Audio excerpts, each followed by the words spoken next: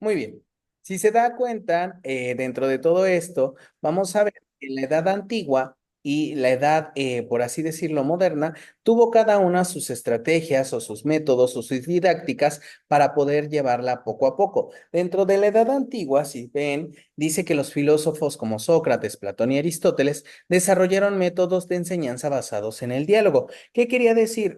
Ellos creían que las personas hablando podían resolver cada una de estas situaciones sin necesidad en su momento de tener que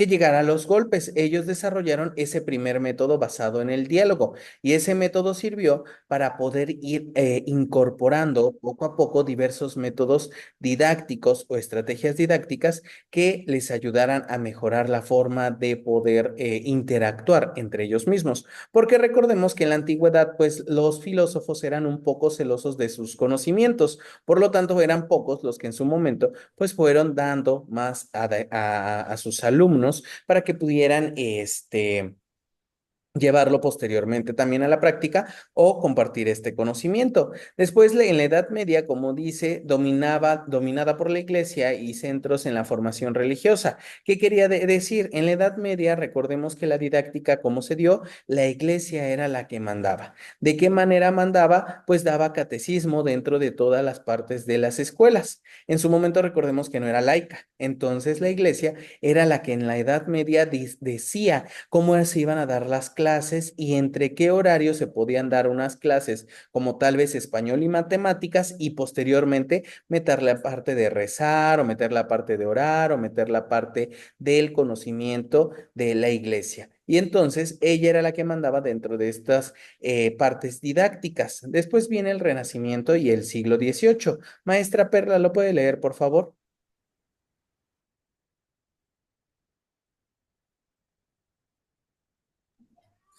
Mande, profe. ¿Puede leer lo que está en la diapositiva, por favor?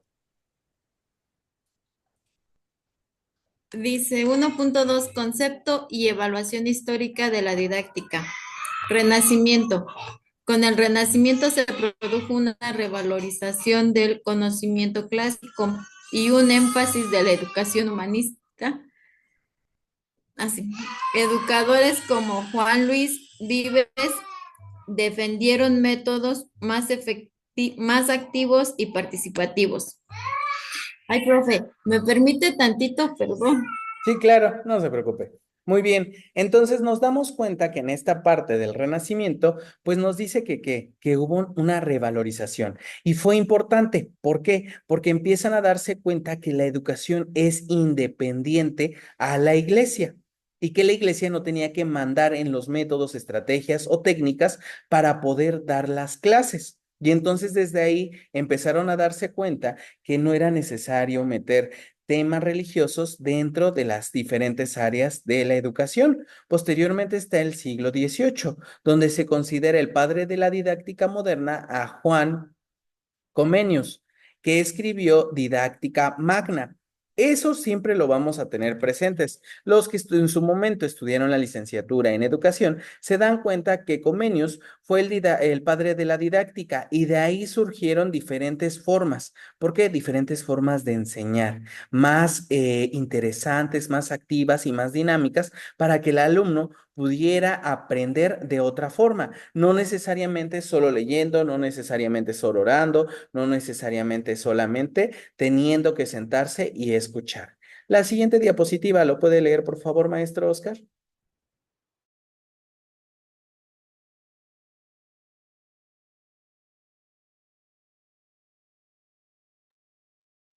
Siglo XIX. Froebel fundó el primer jardín de infancia y enfatizó la importancia del juego en la educación infantil. Herbert. Johann Friedrich Herbert desarrolló una teoría sistemática de la enseñanza, enfocándose en la preparación, presentación, asociación, generalización y aplicación de los contenidos. Siglo XVIII. Pestalozzi, Johann Heinrich Pestalozzi defendió una educación basada en la experiencia y la observación, adaptada a las necesidades individuales de los niños.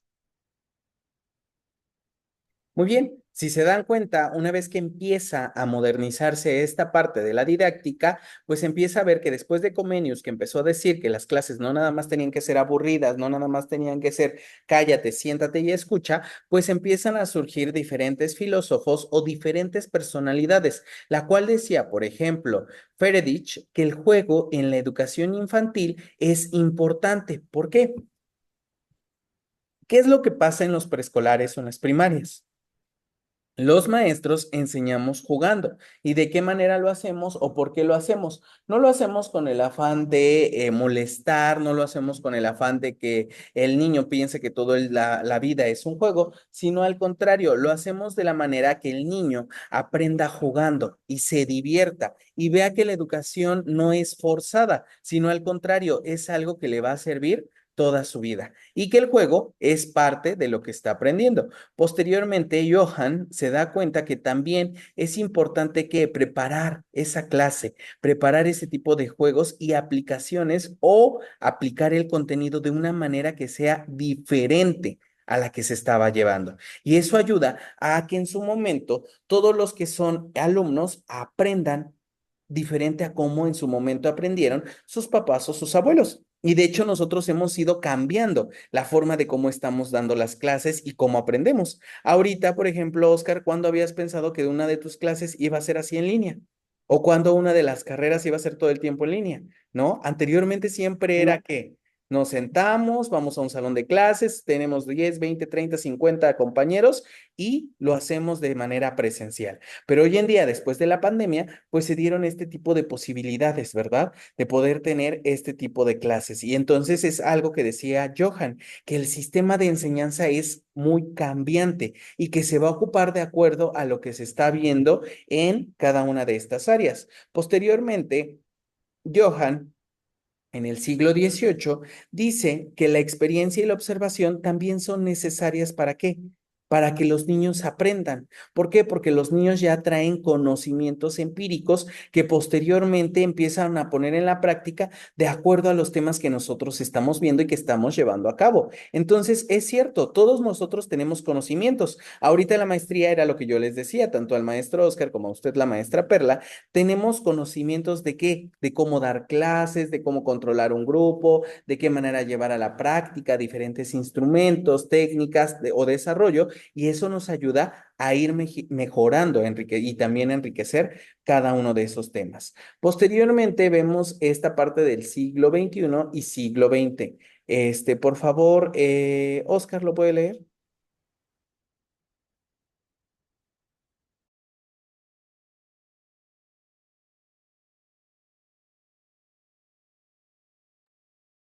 Oscar, ¿me escuchó? No sé si puede leer, por favor, la de la diapositiva.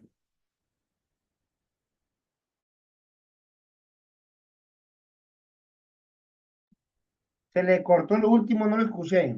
Ah, ok. ¿Puede leer lo de la diapositiva, por favor? Ok, siglo XXI.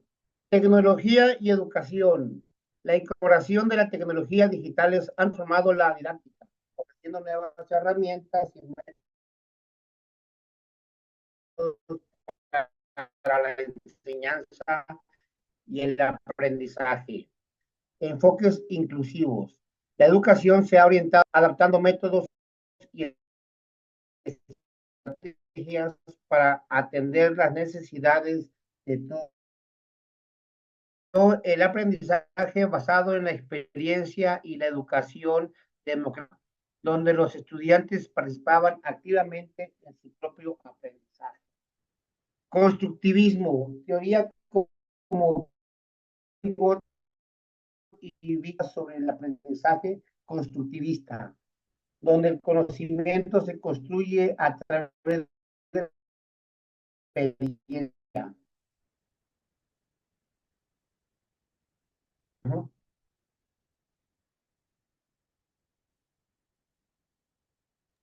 Muy bien, es correcto. Si se dan cuenta, dentro del siglo XX aparecen dos autores que ¿Se siempre van a... escuchó? Mande, mande. Ok.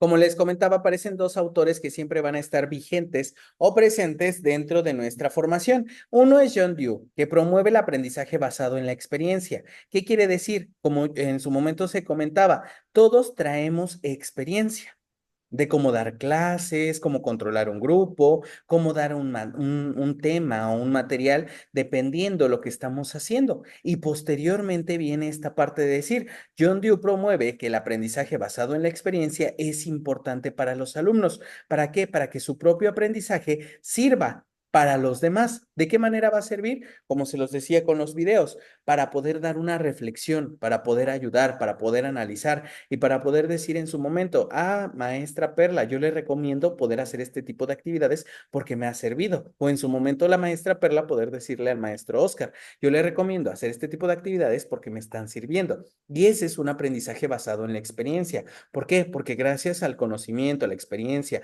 y a todo lo que ya tienen ustedes, pueden dar ese tipo de información o ese tipo de recomendaciones a cada uno de sus compañeros. Posteriormente están los teóricos como Piaget y Vygotsky, que su influencia dentro de la didáctica fue el aprendizaje constructivista. ¿Qué quiere decir? El alumno aprende su propio conocimiento, construye. ¿Por qué? Por la interacción que tiene con la sociedad y a su vez el alumno, cómo puede estar.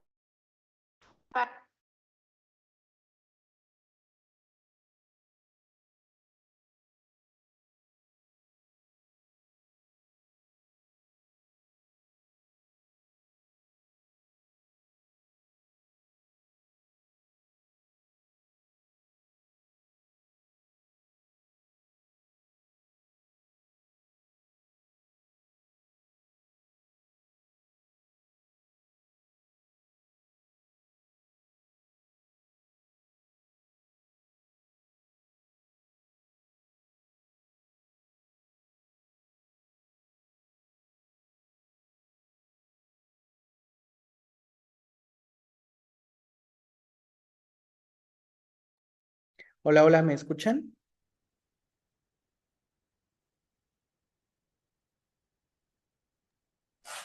Sí, profe. Ah, muy bien. Continúo. Sí, Muy bien, como les decía, dentro de esto, pues también la parte del siglo XXI, pues está esto de la tecnología. ¿Qué quiere decir? Nos damos cuenta que la tecnología vino a qué?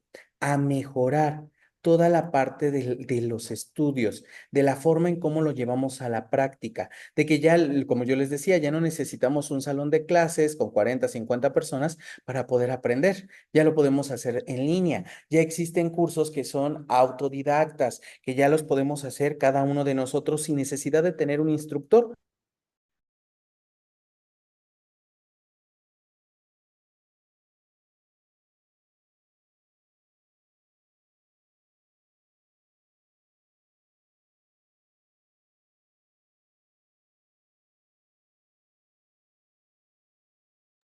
Una disculpa, como les comentaba, está fallando un poquito el internet. No sé si ya me escuchan. ¿Sí me escuchan? ¿Me ven? sí, perfecto. Sí, profe. Muy bien, pues continuamos. Una disculpa si vuelve a pasar lo mismo. Como les decía, la tecnología vino a mejorar.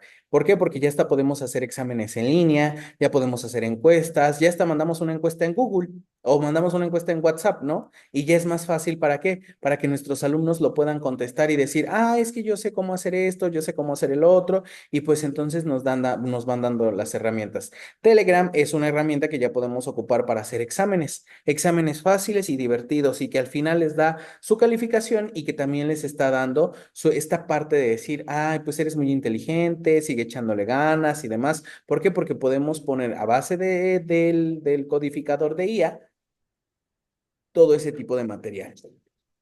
Y algo importante que se está manejando hoy en día, pues la parte de la inclusión. ¿Por qué? Porque la educación inclusiva pues ayuda a la diversidad que existe en nuestro alrededor. Como lo saben, pues hoy en día para poder decir que somos 100% inclusivos, pues nosotros como docentes tenemos que saber también esta parte de la lengua de señas, el braille, saber cómo tratar a los niños con diferentes síndromes o diferentes capacidades especiales y de esta manera nosotros también estamos englobando este enfoque inclusivo. Si en su momento, pues ustedes dicen, es que yo no lo sé llevar, yo no lo sé comprender, yo no sé de qué manera lo puedo hacer, pues estás, también no puedes decir que eres 100% inclusivo dentro de lo que estás haciendo. ¿Por qué? Porque nos falta el conocimiento de. Es, por ejemplo, si en algún momento llegarán a tener un alumno que tiene discapacidad visual y necesitan aprender lengua de señas, pues es obvio que si no lo saben, pues en su momento no estamos siendo inclusivos. Posteriormente a que lo estudien y lo empiecen a llevar a la práctica, están llevando a cabo esa parte de la inclusión, ¿vale? Continuamos con principios y teorías fundamentales de la enseñanza. Maestra Perla, por favor.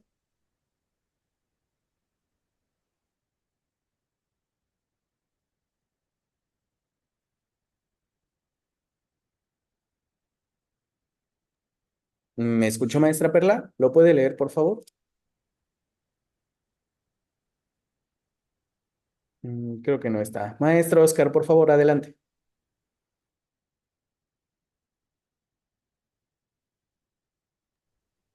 Sí, profe, claro que sí. Dice, principios y teorías fundamentales de la enseñanza. Principios fundamentales de la enseñanza. Centralidad del estudiante. La enseñanza debe centrarse en el estudiante. Consideraje, aprendizaje activo. Los estudiantes aprenden mejor cuando participan activamente en su proceso de aprendizaje a través de actividades, discusiones y proyectos. Relevancia y significado. El contenido educativo debe ser relevante y significativo para los estudiantes, conectando con sus experiencias y conocimientos previos. Muy bien, dentro de estos tres principios, ¿cuál es el que lleva a la práctica, maestra Perla? O los tres y de qué manera.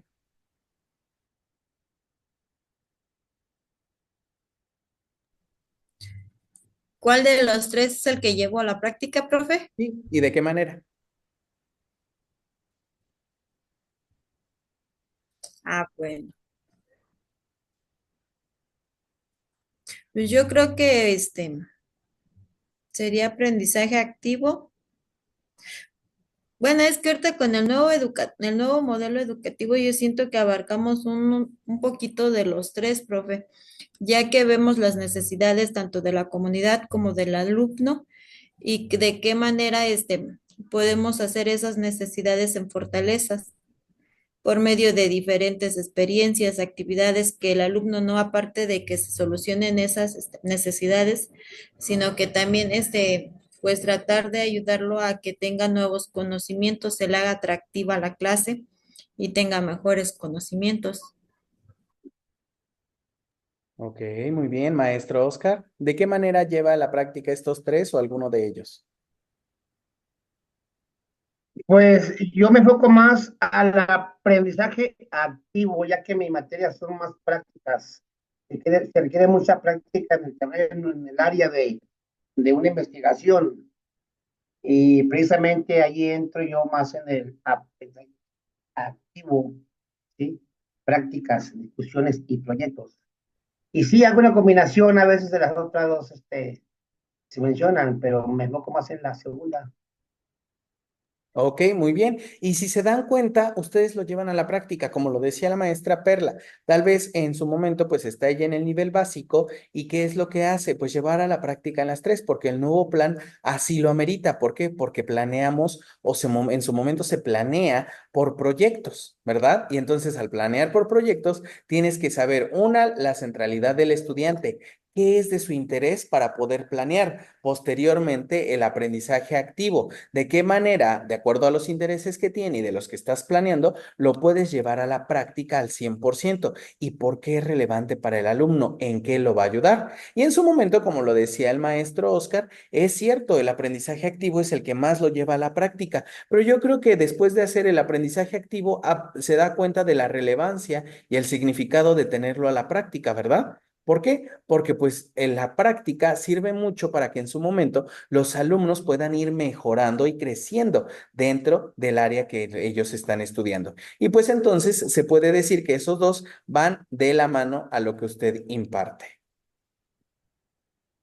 Posteriormente está el desarrollo integral, la evaluación formativa continua y entornos de aprendizaje seguro y apoyador. Por favor, maestro Oscar, ¿lo puede leer? Desarrollo integral. La educación debe fomentar el desarrollo cognitivo, emocional, social y físico de los estudiantes. Evaluación formativa y continua. La evaluación debe ser continua y formativa, proporcionando retroalimentación constante para mejorar el aprendizaje. Entorno de aprendizaje seguro y apoyador. Crear un entorno de aprendizaje donde los estudiantes se sientan seguros, apoyados y valorados. Muy bien, maestro. De acuerdo a esos tres, ¿cuál es el que lleva a la práctica o de qué manera los lleva a la práctica los tres?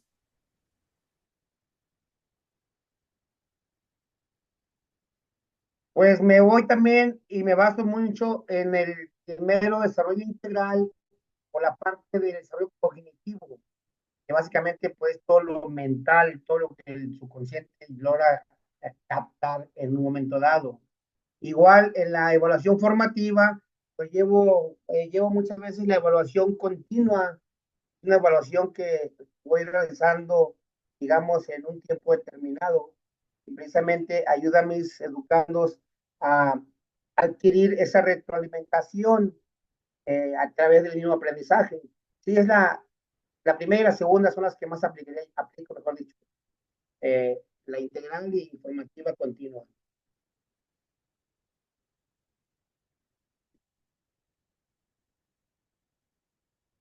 Muy bien, es correcto. Y como lo decía, ¿no, maestro? En esta parte, pues sí, creo que siempre hemos tenido la parte de la evaluación formativa, pero muchas veces nos damos cuenta que nos guiamos por un número y que en su momento tenemos que poner un número. ¿De qué manera podemos llevar mejor a la práctica esta parte de la evaluación formativa sin caer en el error de que siempre es un número? ¿No? Y como lo decía, teniendo en cuenta el desarrollo integral, de qué manera puede apoyar a sus alumnos de una manera cognitiva, emocional, social y física, pues ayuda a que su formación sea mejor. ¿Por qué? Porque los alumnos van a reconocer que usted no nada más va a dar una clase por darla, sino se interesa en cómo ellos se sienten. Esa es la parte del desarrollo integral.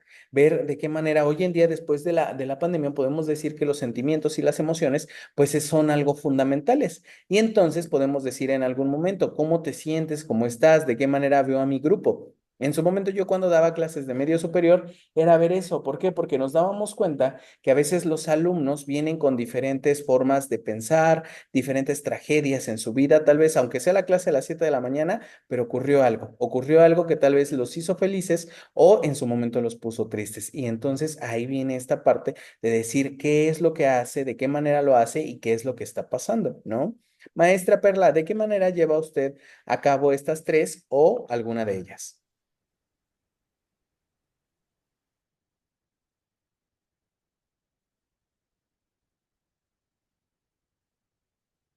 Pero que no Mm, escuchó. Me parece que no está. Muy bien, continuamos.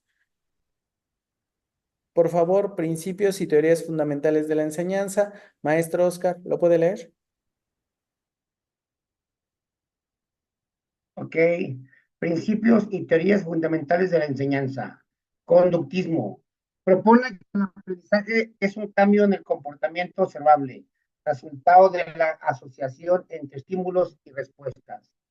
Destaca el refuerzo y la práctica repetitiva. Principales exponentes, Skinner, John y Watson. Cognitivismo. Enfatiza los procesos mentales internos y cómo los estudiantes piensan, comprenden y recuerdan información.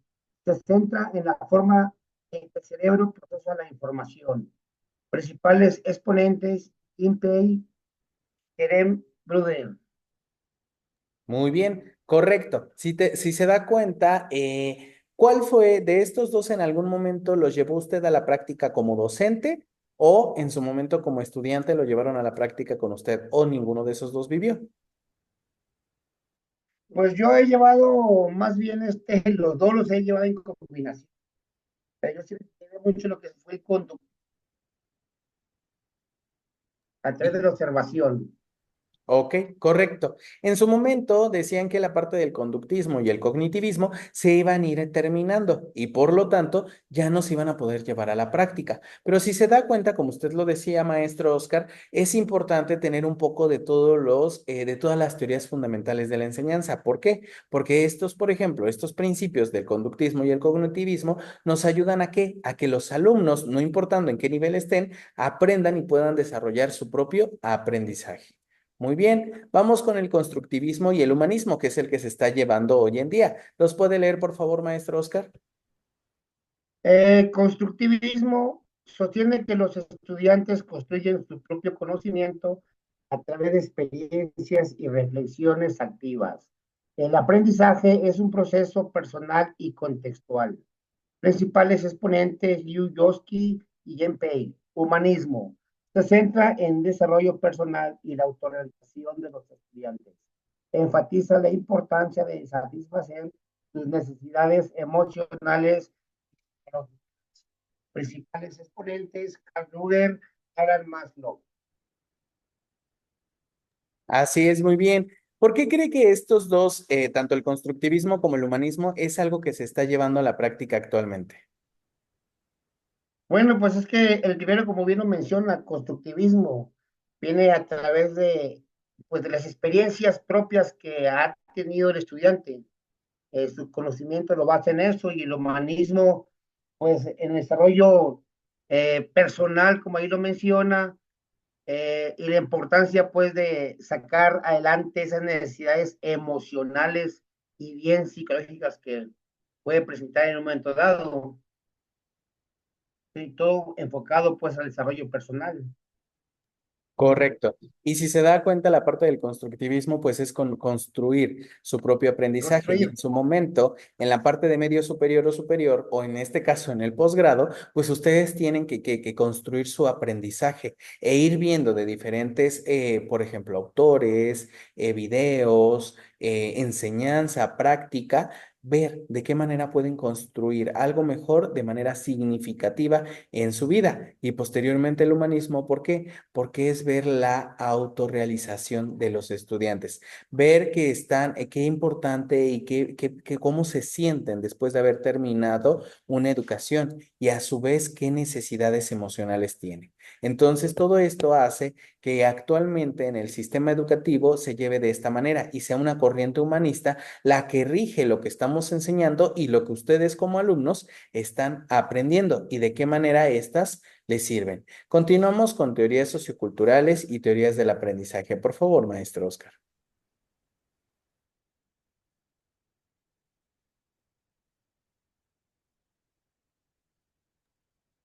¿Lo puede leer, maestro Oscar, por favor? Sí, teoría sociocultural. Destaca la influencia del entorno social y cultural en el aprendizaje. Sostiene que el aprendizaje es un proceso colaborativo mediado por la interacción social. Principales exponentes, Liu Vygotsky. Teoría del aprendizaje experiencial. Propone que el aprendizaje se produce a través de la experiencia directa y la reflexión sobre sus experiencias. Se enfoca en el aprendizaje práctico y reflexivo. Principales exponentes, David Kolf y John Dewey.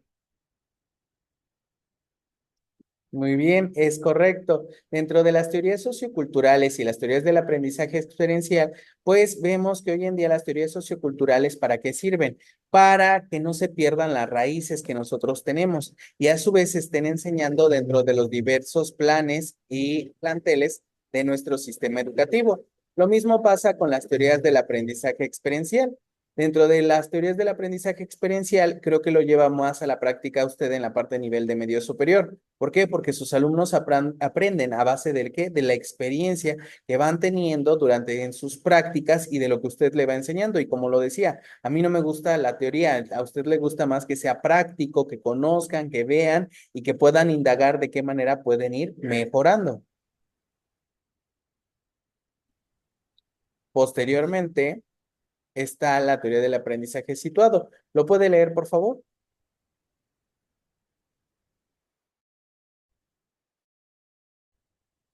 Se le cortó lo último. ¿Puede leer, por favor, esto del aprendizaje situado, por favor?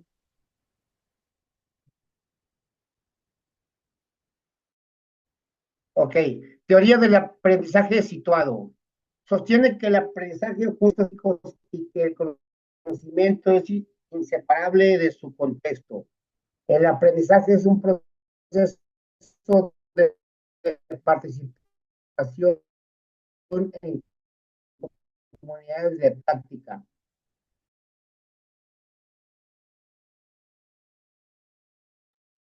Muy bien, es correcto. Las teorías del aprendizaje situado, como dice ahí, es un aprendizaje que ocurre en los contextos específicos. Como lo decía, si usted les está dando una clase de derecho y quiere que litiguen, pues los va a llevar a ese contexto, a esos conocimientos y a ese desarrollo. Posteriormente está la parte de, en su momento, como lo decía, el aprendizaje situado también, ver de qué manera ustedes, si no tienen los recursos, pueden hacer que el alumno se sienta dentro de ese contexto y pueda desarrollar mejor sus conocimientos. Y ahora sí, vamos a ver las teorías del aprendizaje y de qué manera se fueron llevando a la práctica. Por favor, maestro Oscar, ¿lo puede leer?